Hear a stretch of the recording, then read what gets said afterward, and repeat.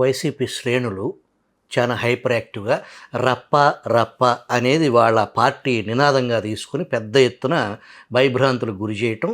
నేను అధికారంలోకి వస్తున్నాను, 2029లో మందే ప్రభుత్వం, మెడికల్ కాలేజీలు తీసుకున్నోడిని 2 నెలల తిరగకముందే మనం జైల్లో పెట్టిస్తాం అనే ఒక భయంకరమైన ప్రకటన జగన్ భయాన్ని భయపెట్టకుండా ఈ రాష్ట్రంలో పూర్తి స్థాయిలో పెట్టుబడులు పెట్టే వాతావరణం 2014 నుంచి 2019 వరకు ఏదైతే వాతావరణం ఉందో అది జగన్మోహన్ రెడ్డి పాలనలో ఒక రకమైన కొత్త పాలిటిక్స్ని పరిచయం చేశారు భారతదేశంలో ఆయన. ఇప్పుడు ఒక పక్కన అభివృద్ధి సంక్షేమం, మీ యువ నాయకులు కానీ మంత్రివర్గం కానీ ముఖ్యమంత్రి గారు కానీ ఆ వయసులో ఆయన Davos, IT industry, manufacturing, solar రకరకాలుగా ఏదో ఎస్టాబ్లిష్మెంట్ చేయాలనే ప్రయత్నంలో పెట్టుబడిదారులలో భరోసా కల్పించడం అనేది జగన్మోహన్ రెడ్డి రాజకీయంగా ఇన్యాక్టివ్ అయ్యారు అనే సందేశాన్ని పంపించకుండా ఇంకొక 3-4 నెలల్లో మీరు 2 సంవత్సరాలు కంప్లీట్ చేసుకునే పరిస్థితి. కానీ ఆ జగన్ భయం అనేది పారిశ్రామికవేత్తల్లో ఇంకా గూడు కట్టుకునే ఉంది.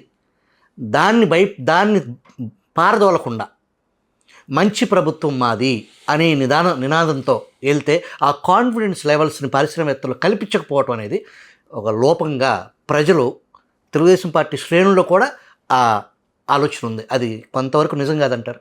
ఈ భూమండలంలో సుమారు 200 పైచిలకు దేశాలు ఉన్నాయి. కొన్ని అభివృద్ధిలో ఎక్కడో ఉన్నాయి, కొన్ని వెనుకబాటులో ఎంతో దిగువ స్థానంలో ఉన్నాయి. ఇప్పుడు ఉత్తర కొరియానే తీసుకుందాం. అక్కడ ఆ నియంతకు జగన్మోహన్ రెడ్డికి ఏం తేడా ఉందండి? నువ్వు 5 సంవత్సరాలు ముఖ్యమంత్రిగా ఉంటే నీ ఇంట్లో నుంచే రాజకీయం నడిపావు, రాష్ట్రాన్ని రావణ కష్టం చేసావు.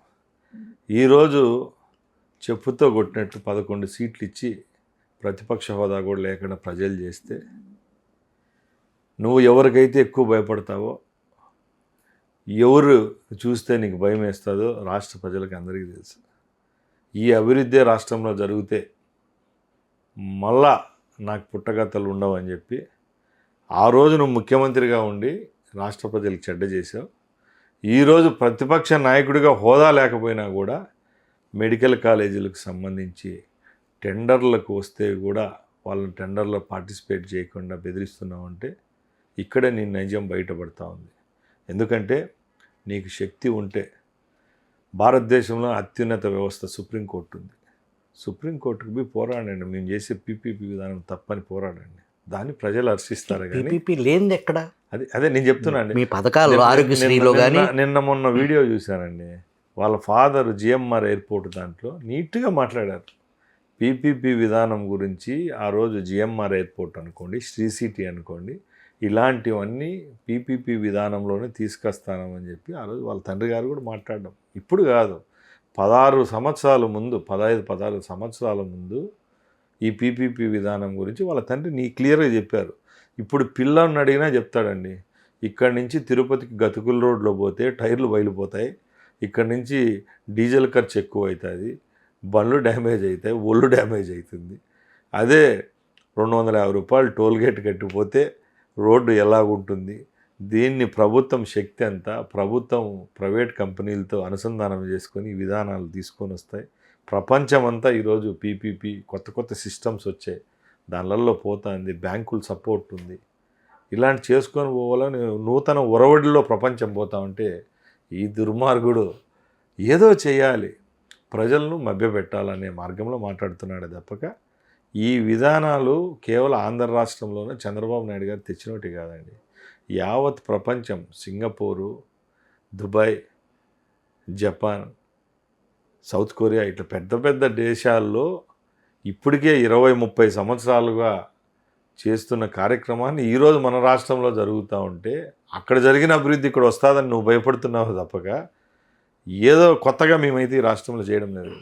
మంత్రి గారు, ముందుగా రాయచోటి ప్రజలకు, ఆ తర్వాత రాష్ట్ర వ్యాప్తంగా ఉన్న మీ పార్టీ కేడర్ కానీ ప్రజలకు కానీ మీ అభిమానులకు కానీ మీరు ఇచ్చే సందేశం ఏంటి? నేను ఒకటే చెప్తున్నానండి, తెలుగుదేశం పార్టీ, చంద్రబాబు నాయుడు గారు ఈ రాష్ట్రానికి ఒక వరం ఎవరైనా యాక్సెప్ట్ చేయాలి. ఎందుకంటే మేము జగన్లాగా అలాగే వాళ్ళ పార్టీ నాయకులు కాగా అత్యుత్సాహం చూసి మాట్లాడడం నాకు ఇష్టం లేదు.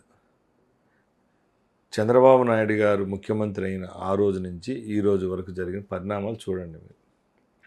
ప్రతి ఒక్కసారి రాష్ట్రం క్లిష్ట పరిస్థితిలో ఉన్నప్పుడు, అధికారంలోకి వచ్చినప్పుడు జరిగిన సంఘటనలు, ఇక్కడున్న పరిస్థితులు, ఇక్కడ జరిగిన అభివృద్ధి ఒకసారి బేరీజ్ వేసుకోండి.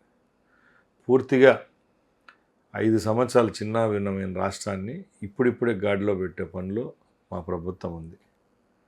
ఈరోజు కేంద్ర సహకారంతో ఎన్నో ఇన్స్టిట్యూట్స్కు ఫండ్ తీసుకొని రావడం జరిగింది.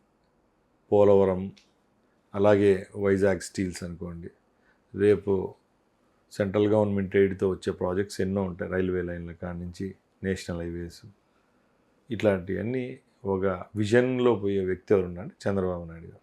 దాన్ని ఇంకా ఒక 2 టర్ముల వరకు కంటిన్యూ చేస్తే తప్పకుండా రాష్ట్ర ప్రజల యొక్క భవిష్యత్ అనేది ఒక ఫ్రేమ్ అవుతుంది. దాన్ని పక్కన పెట్టేసి మళ్ళా జనాలకు జగన్మోహన్ రెడ్డి మీద మోజు పుడితేనో, లేకపోతే జగన్మోహన్ రెడ్డి మాటలు నమ్మితేనో ఈ రాష్ట్రం అధోగతి పాలు కావడం తప్పకుండా ఉంటుందండి. అది రాష్ట్రానికి సంబంధించింది. చంద్రబాబు గారు రాష్ట్రానికి దిక్చూచి.